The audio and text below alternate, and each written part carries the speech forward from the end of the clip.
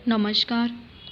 आज हम कुरुक्षेत्र के जो चतुर्थ सर्ग है कुरुक्षेत्र का, जो हमने अपना खंड काव्य शुरू किया हुआ है, कुरुक्षेत्र जो रामधारी सिंह दिनकर द्वारा रचित है, तो आज हम इसका जो चतुर्थ सर्ग है वो शुरू करेंगे। उसकी जो व्याख्या है वो देखेंगे। इससे पहले हमने जो कुरुक्षेत्र की तृतीय सर्ग तक, ठीक है, जो 3 सर्ग है उसके वो कर लिए हैं, उनकी व्याख्या कर ली है। तो आज हम शुरू करेंगे इसका चतुर्थ सर्ग और इसका भाग 1 करेंगे। तो देखिए, चतुर्थ सर्ग। ब्रह्मचार्य के व्रति, धर्म के महास्तंभ, बल के आगार, परम विरागी पुरुष, जिन्हें पाकर भी पा ना सका संसार। किया विसर्जित मुकुट धर्म हित, और स्नेह के कारण प्रेम, पुरुष विकर्मी कौन दूसरा, हुआ जगत में भीष्म समान। ठीक है, यहाँ पर क्या है कि जो भीष्म पितामह की महानता है उसका गान यहाँ पर कवि ने किया है।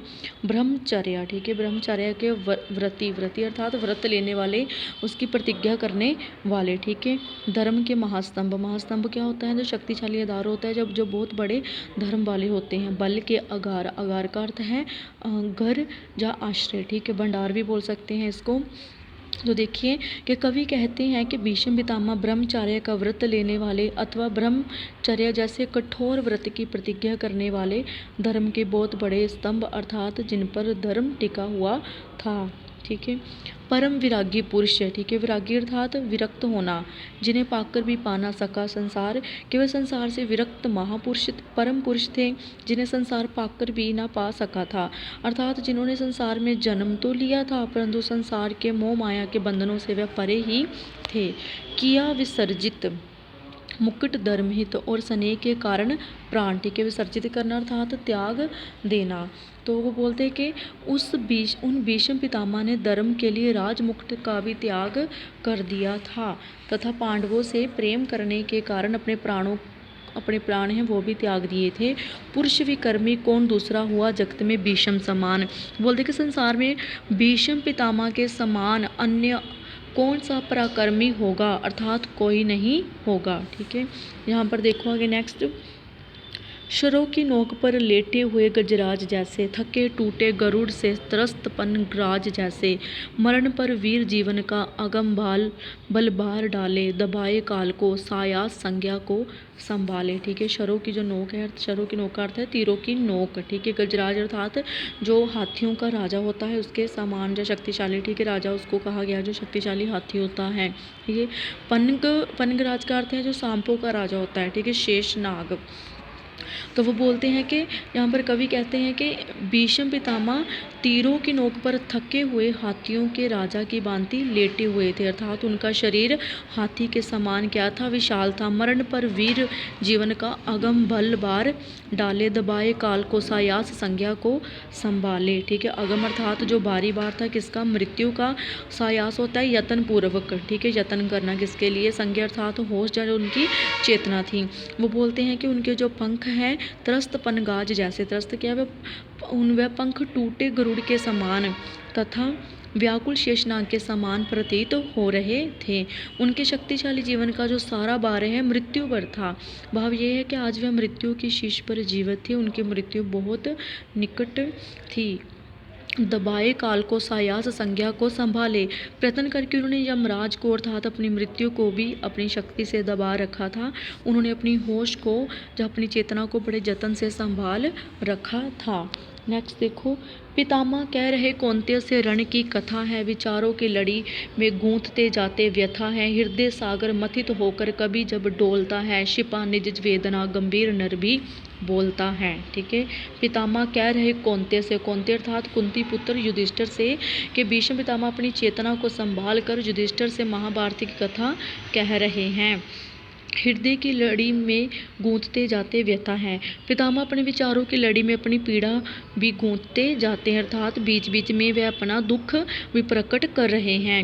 हृदय सागर मथित होकर जब डोलता है, ठीक है, डोलता अर्थात जब डगमगा जाता है, स्थिर हो जाता है। शिपा निज वेदना गंभीर नर भी बोलता है, निज वेदना अर्थात अपनी वेदना, क्योंकि जब किसी का हृदय रूपी सागर मथा जाकर व्यथित या अस्थिर हो उठता है तो गंभीर से गंभीर व्यक्ति भी अपनी शिपी या शिपाई हुई पीड़ाओं को कहने लगता है।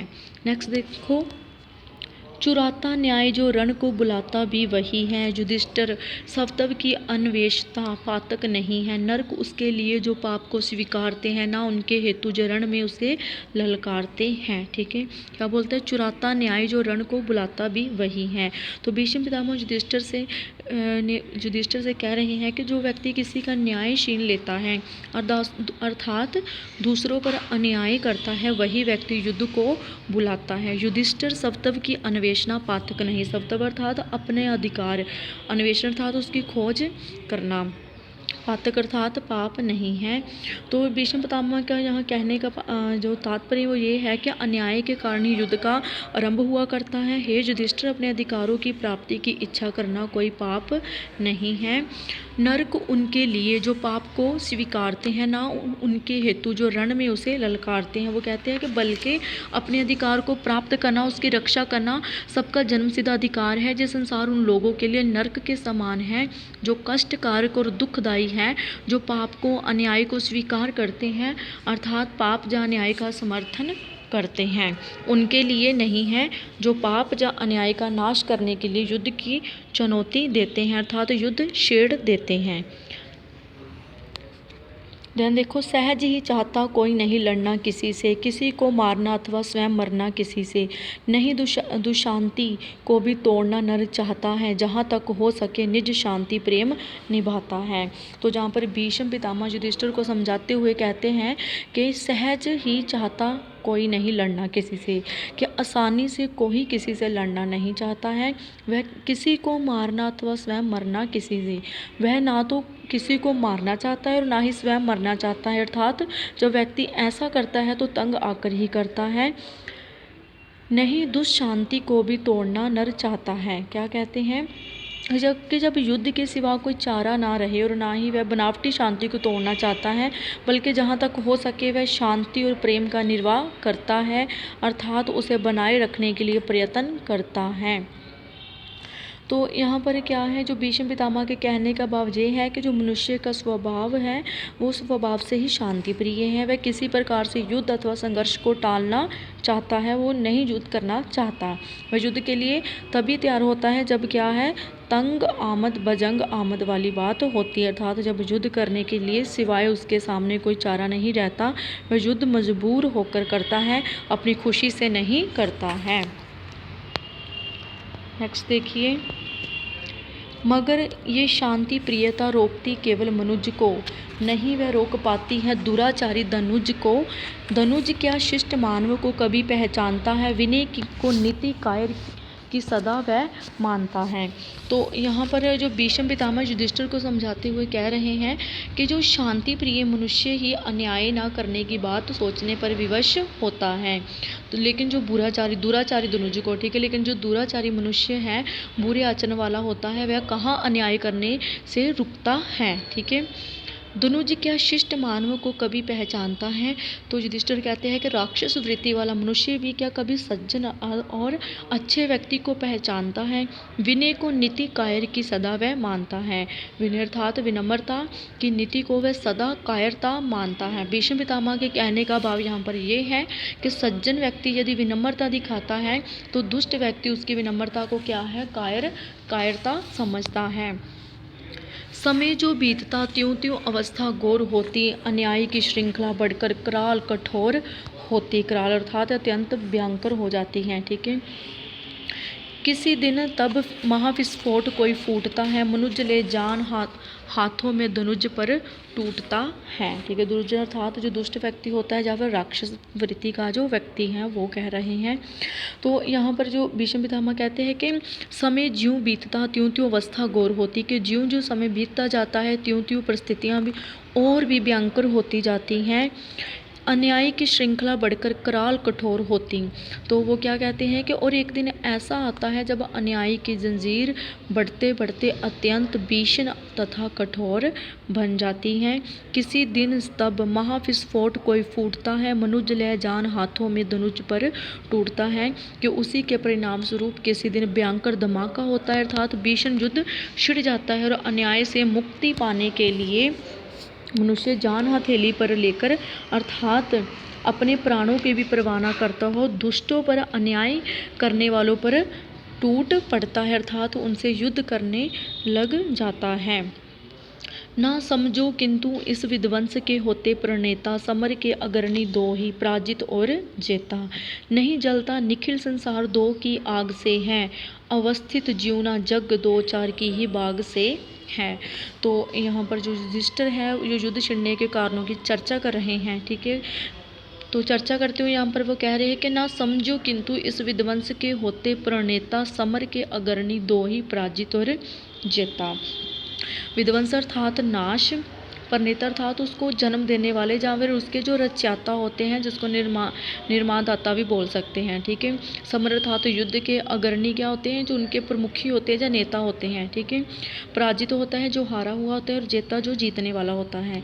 तो वो कहते हैं भीष्म पितामह के ये मत समझो कि युद्ध के कारण होने वाले विनाश के लिए युद्ध में भाग लेने वाले दो ही प्रमुख व्यक्ति होते हैं, एक युद्ध में हारने वाला और दूसरा क्या है, युद्ध में विजय प्राप्त करने वाला। नहीं जलता निखिल संसार दो की आग से हैं। वो क्या कह रहा है कि इन दोनों की ही आपसी ईर्ष्या को बहाना बनाकर अपने स्वार्थ के लिए जो सारा संसार है युद्ध में भाग भी लेता है। अवस्थित जीवना यज्ञ दो चार के ही बाग से, ठीक है। अवस्थित अर्थात टिका हुआ है, क्योंकि संपूर्ण संसार कभी भी दो व्यक्तियों को आपसी ईर्ष्या या वैर भाव के कारण नहीं जलता, अर्थात युद्धरत नहीं होता, जैसे कि ये संसार के दो चार व्यक्तियों के भाग्य पर नहीं टिका है। यहाँ पर जो उनके कहने का भाव ये है कि युद्ध में भाग लेने वाला प्रत्येक व्यक्ति अपने अपने स्वार्थ के लिए युद्ध लड़ता है, ना कि वे जीतने वाले या हारने वाले के आपसी वैर भाव के कारण लड़ता है। संसार कभी भी दो चार व्यक्तियों की आपसी लड़ाई या ईर्ष्या के कारण नष्ट नहीं होता है।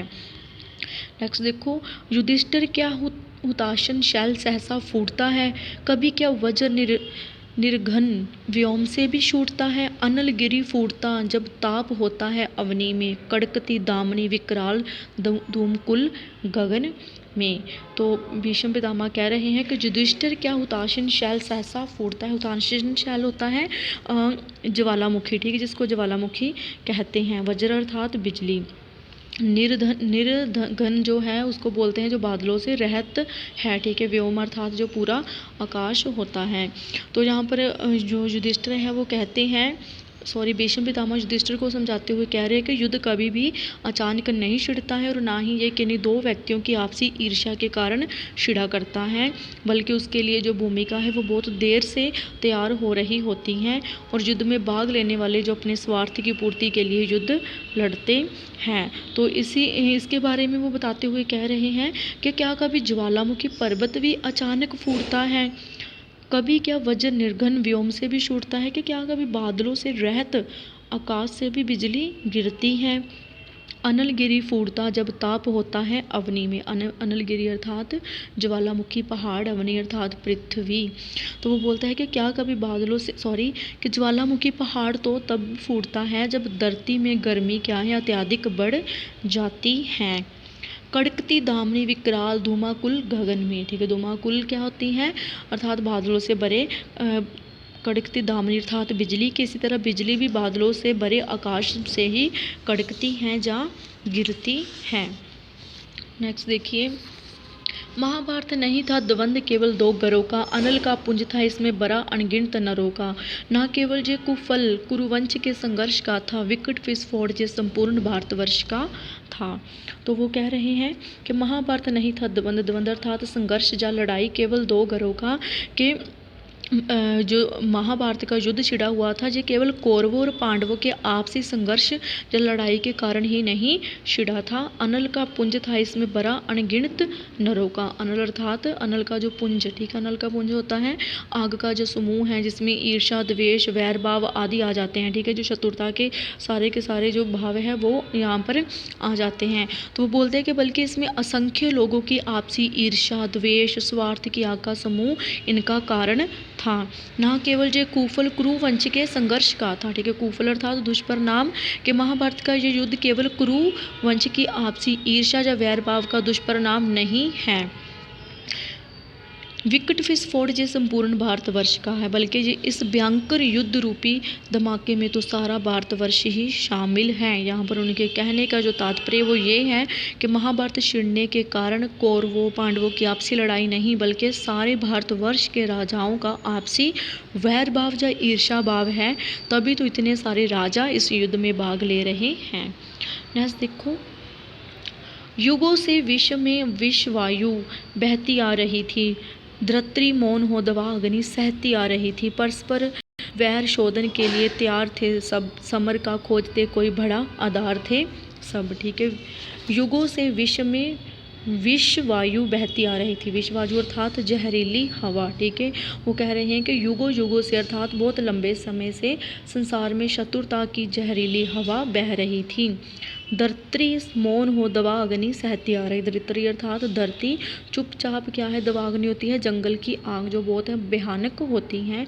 कहते हैं कि धरती चुपचाप इस जंगल की आग को सहन करती जा रही थी, परस्पर वैर शोधन के लिए तैयार थे सब, समर्थ का खोजते कोई बड़ा आधार थे सब, कि सभी लोग आपसी शत्रुता चुकाने के लिए तैयार थे, अर्थात वह किसी उचित अवसर की ताक में थे, सभी लोग युद्ध का कोई ना कोई आधार खोज रहे थे। कहीं था जल रहा कोई किसी को की शूरता से, कहीं था क्षोभ में कोई किसी की क्रूरता से, कहीं उत्कर्ष के निरिप का निरिपों को सालता था, कहीं प्रतिशोध का कोई भुजंगम पालता था। तो यहाँ पर जो भीष्म पितामह कह रहे हैं, कहीं था जल रहा कोई किसी की शूरता से। ठीक है, शूरता था उनकी शूरवीरता से, जलना अर्थात ईर्ष्या करना। ठीक है, तो वो कह रहा है कि कहीं कोई राजा दूसरे राजा की शूरवीरता से जल रहा था अर्थात ईर्ष्या कर रहा था, तो कहीं था क्षोभ में कोई किसी की क्रूरता से। क्षोभ अर्थात दुख में या क्रोध में, क्रूरता होती है निर्दयता, कि कहीं कोई राजा दूसरे राजा की निर्दयता से क्रोध में भड़क रहा था, कहीं उत्कर्ष ही नृप की नृपों को सालता था, सालता था अर्थात जलाता था, उत्कर्ष अर्थात उनकी जो उन्नति होती है, कि कहीं किसी राजा की उन्नति ही दूसरे राजाओं को दुखी कर रहा था,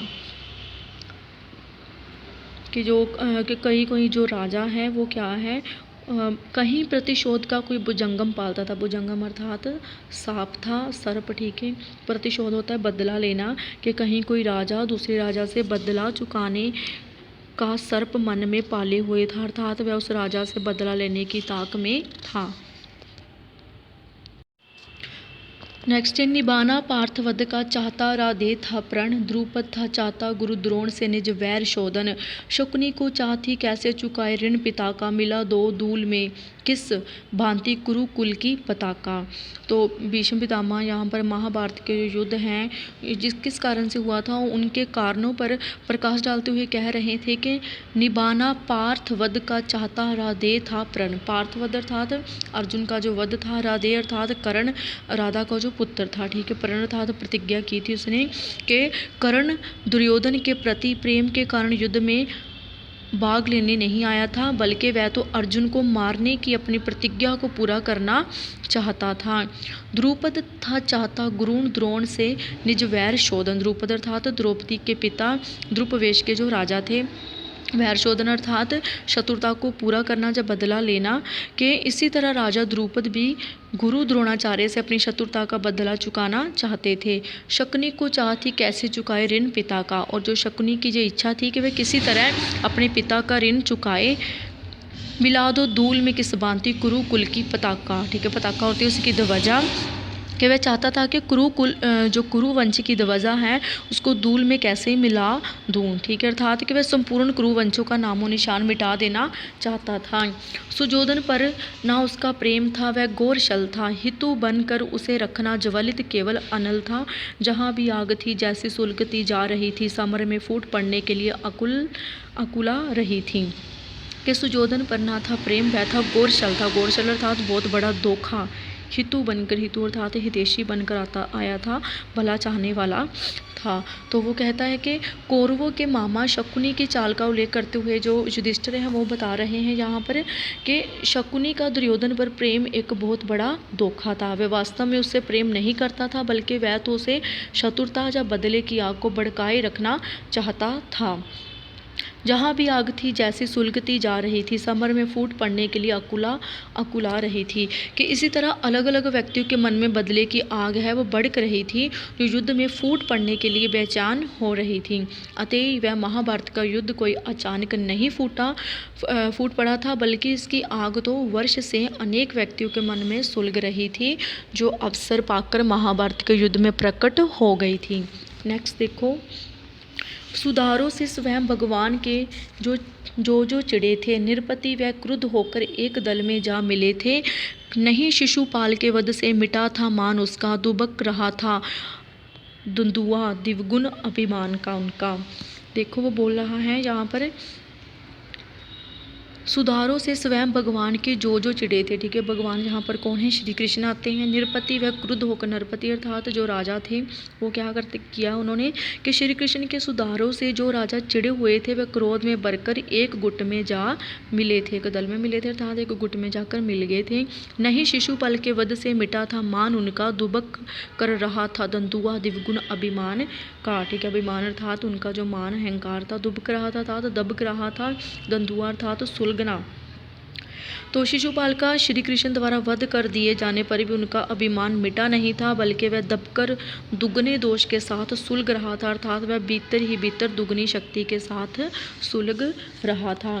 परस्पर की कलह से वैर से होकर विभाजित कभी से दो दलों में हो रहे थे लोग सज्जित, खड़े थे वह हृदय में प्रज्वलित अंगार लेकर, धनुर्जा को चढ़ाकर म्यान में तलवार लेकर। तो यहाँ पर क्या होता है कि परस्पर की कलह से वैर से होकर विभाजित, ठीक है, जो उनका कलह अर्थात झगड़ा, वैर अर्थात शत्रुता, विभाजित होना अर्थात बंटकर, के सभी राजा आपसी झगड़ों और शत्रुता से बंटकर बहुत पहले से ही दो गुटों में सज रहे थे, अर्थात इकट्ठे हो रहे थे। कभी से दो दलों में से रहे थे लोग सज्जित के, दो दलों में अलग अलग वो बंट गए थे।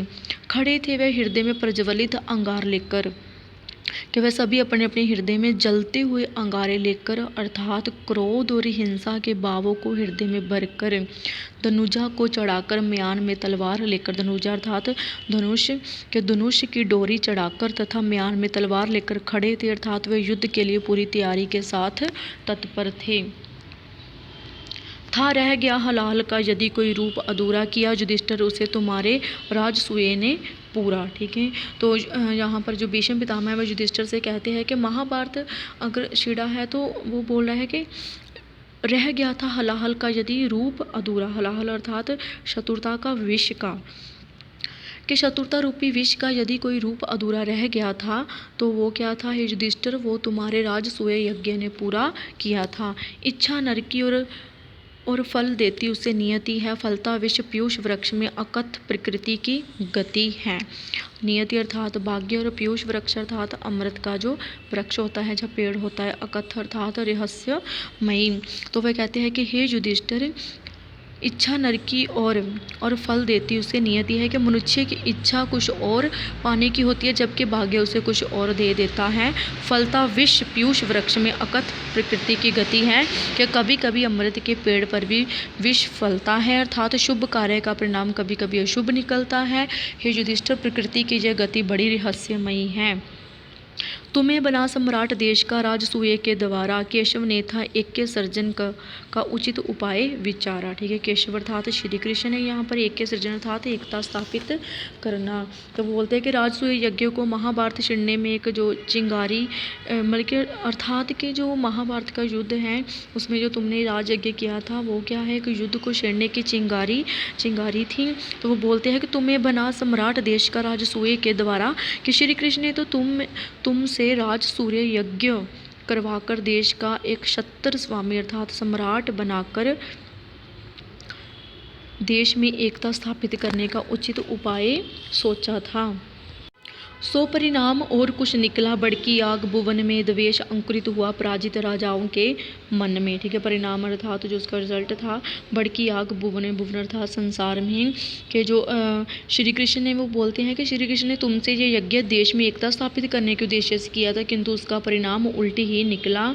उससे एकता तो क्या स्थापित होनी थी, शत्रुता की आग है वो सारे संसार में भड़क उठी, द्वेष अंकुरित हुआ पराजित राजाओं के मन में, और हारे हुए राजाओं के मन में द्वेष भाव अर्थात ईर्ष्या या बदले की भावना प्रस्फुटित हो गई। समझ न पाए वह केशव के सुदेश्य निश्चल को, देखा मात्र उन्होंने बढ़ते इंद्रप्रस्थ के बल को। ठीक है, इंद्रप्रस्थ अर्थात पांडवों की राजधानी के श्री कृष्ण ने जो श्री कृष्ण द्वारा राजसूय यज्ञ करवाया गया था उसके जो परिणामों की चर्चा बताते हुए वे कहते हैं कि वह राजा श्री कृष्ण के पवित्र और निष्कपट उद्देश्य देश में एकता स्थापित करने को नहीं समझ पाए। उन्होंने तो केवल इंद्रप्रस्थ की बढ़ती हुई शक्ति को ही देखा और इसी कारण वह पांडवों से ईर्ष्या करने लगे थे। पूजनीय को पूज्य मानने में जो बाधा क्रम है वही मनुष्य का अहंकार है, वही मनुष्य का भ्रम है। तो भीष्म पितामह श्री कृष्ण की आरती उतारे जाने की और पांडवों की बढ़ती हुई शक्ति का उल्लेख करते हुए कहते हैं कि पूजनीय व्यक्ति को पूज्य मानने में जो रुकावटें आती हैं वही तो मनुष्य का अहम है, वही तो उनका भ्रम है। इंद्रप्रस्थ का मुकुट शतर भारत भर का भूषण था, उसे नमन करने में लगता किसे कौन दूषण था। दूषण अर्थात दोष के भीष्म पितामह इंद्रप्रस्थ की बढ़ती हुई शक्ति के महत्व पर चर्चा करते हुए कहते हैं कि इंद्रप्रस्थ का राज सिंहासन और शत्र छाया अर्थात शक्ति तो भारत भर के लिए एक गहने के समान था, अर्थात उसका प्रशासन और शक्ति तो सारे भारत के लिए शोभा और सम्मान का सूचक था। उसके सामने झुकने में अथवा उसे नमस्कार करने में किससे दोष लगता था, अर्थात किसी को कोई दोष नहीं लगता था।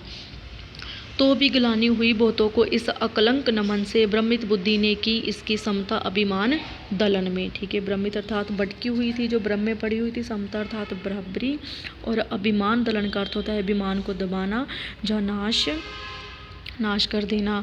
तो भीष्म पितामह कहते हैं कि यूं तो इन राजाओं को पांडवों की बढ़ती हुई शक्ति और सुशासन के सामने सभी को झुक जाना चाहिए था, किंतु बहुतों ने इससे दुख हुआ और वह निर्दोष झुकने के तैयार ना हुए।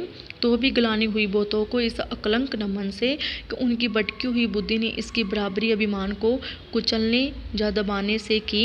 भीष्म पितामह यहाँ कहना चाहते हैं कि वह राजा जो आज पांडवों के विरुद्ध महाभारत में लड़ रहे हैं, उन्होंने इंद्रप्रस्थ की शक्ति और सुशासन के सामने झुकने से इनकार कर दिया, उल्टे युधिष्ठिर द्वारा किए जाने वाले राजसूय यज्ञ को अपना अपमान समझा था। इस पूजन में पड़ी दिखाई उन्हें विवशता अपनी, पर वह विभव प्रताप सुमनति में परवशता अपनी। ठीक है, सुमनति पर के विभव होता है जो दूसरों की संपत्ति होती है। ठीक है, इस पूजन में पड़ी दिखाई उन्हें विवशता अपनी, पर के विभव प्रताप सुमनति में परवशता अपनी।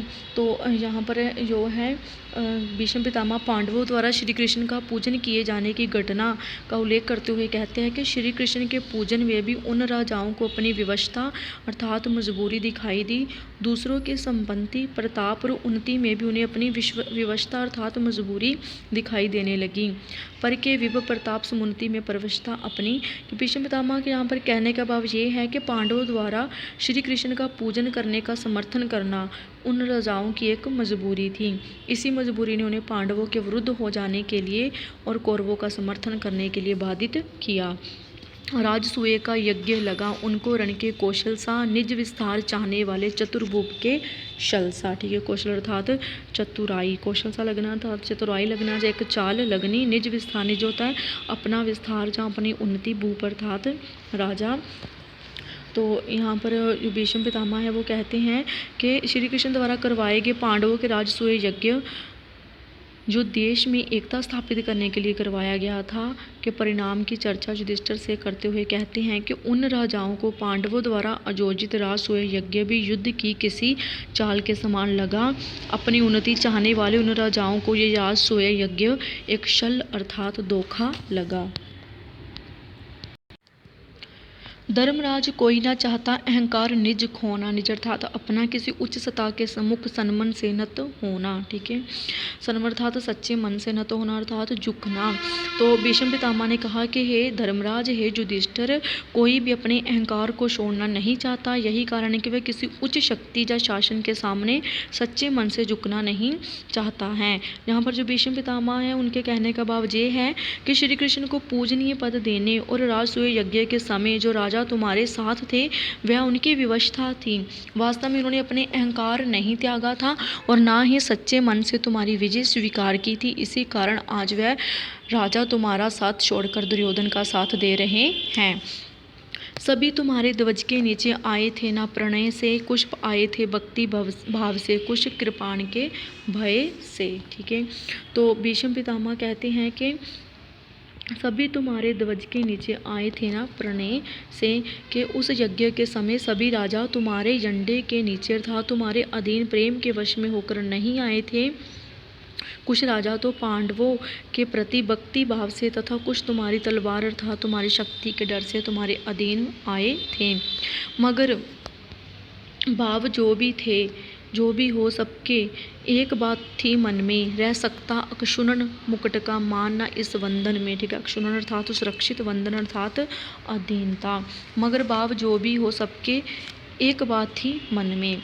तो युधिष्ठिर ने कहा कि उन राजाओं के मन में चाहे भक्ति भाव रहा हो, चाहे तुम्हारी शक्ति का डर, किंतु उन सबके मन में एक बात अवश्य थी कि रह सकता अक्षुणन मुकुट का मानना इस वंदन में, कि वह तुम्हारी अधीनता स्वीकार करने पर किसी भी हालत में उनका मुकुट अर्थात शासन सुरक्षित नहीं रह सकता। भीष्म पितामह के कहने का भाव ये है कि उन सभी राजाओं को जिन्होंने तुम्हारी अधीनता स्वीकार कर ली थी, उन्हें अपने अहम और अपने राजा बने रहने की भावना के विषय में संदेह था।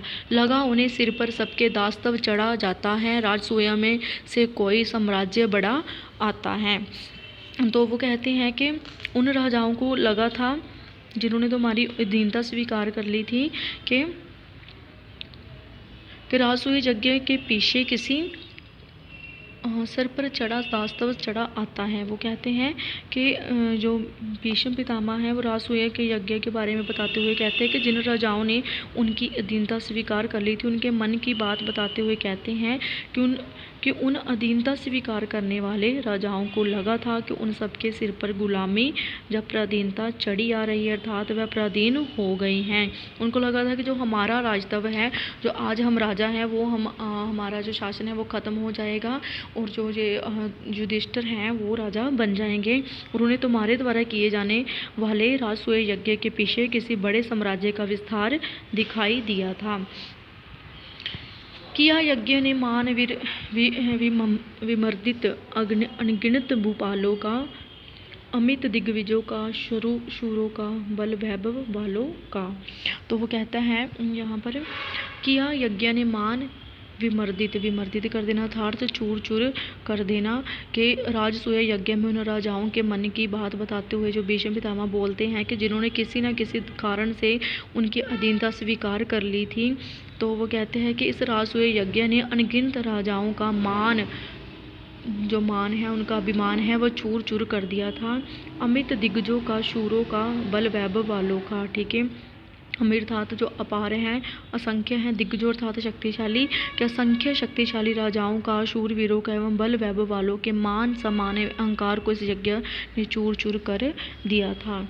सच है सत्कृत किया अतिथि भूपों को तुमने मन से, अनुने विनयशील समता से, भुजंग मुंजुल मिष्ट वचन से। तो वो बोलते हैं कि सत्कृत किया। ठीक है, सत्य अर्थात सम्मान किया, अनुने अर्थात अनुने का अर्थ है प्रार्थना से या विनम्रता से, मंजुल अर्थात कोमल या स्वस्थ जिसको बोलते हैं। तो वो बोलते हैं कि राजसूय यज्ञ के अवसर पर युधिष्ठिर के दूसरे राजाओं से किए जाने वाले व्यवहार की चर्चा यहाँ पर करते हुए भीष्म पितामह कहते हैं कि ये बात सच है, सत्कृत किया अतिथि भूपों को तुमने मन से, कि तुमने अतिथि राजाओं को मन से सम्मान किया था, अर्थात उनका उचित आदर सत्कार किया था। अनुने विनयशील समता से, मंजुल मिष्ट वचन से, तुमने उनका आतिथ्य या समान नम्रता, विनयशील स्वभाव और बराबरी से, कोमल और मीठे वचनों से किया था। पर स्वतंत्रता मणि का इनसे मोल ना चूक सकता है, मन में सतत दहकने वाला भाव ना रुक सकता है। सतत दहकने वाला अर्थात सुलगने वाला। तो कहते हैं कि भले ही तुमने उन सभी राजाओं का उचित ढंग से स्वागत सत्कार किया था, परंतु स्वतंत्रता रूपी मणि का मूल्य कौन चुका सकता है, अर्थात उन राजाओं द्वारा तुम्हारी अधीनता स्वीकार कर लेने पर उनकी स्वतंत्रता तो नष्ट हो गई थी। मन में सतत दहकने वाला भाव न रुक सकता था, वह स्वतंत्रता जिसका मूल्य नहीं चुकाया जा सकता था, उनके मन में सदा सुलगने वाला भाव क्या कभी रुक सकता था, अर्थात कभी नहीं। भीष्म पितामह के कहने का भाव ये है कि पांडवों की अधीनता स्वीकारने पर उनकी स्वतंत्रता तो नष्ट हो ही गई थी, अतः उनके मन में पनपने वाली ईर्ष्या द्वेष के भावों को रोका नहीं जा सकता था। तो आज यहाँ तक ही करते हैं। नेक्स्ट हम इसके आगे वाला नेक्स्ट वीडियो में करेंगे। तो ये यहीं पर समाप्त होता है।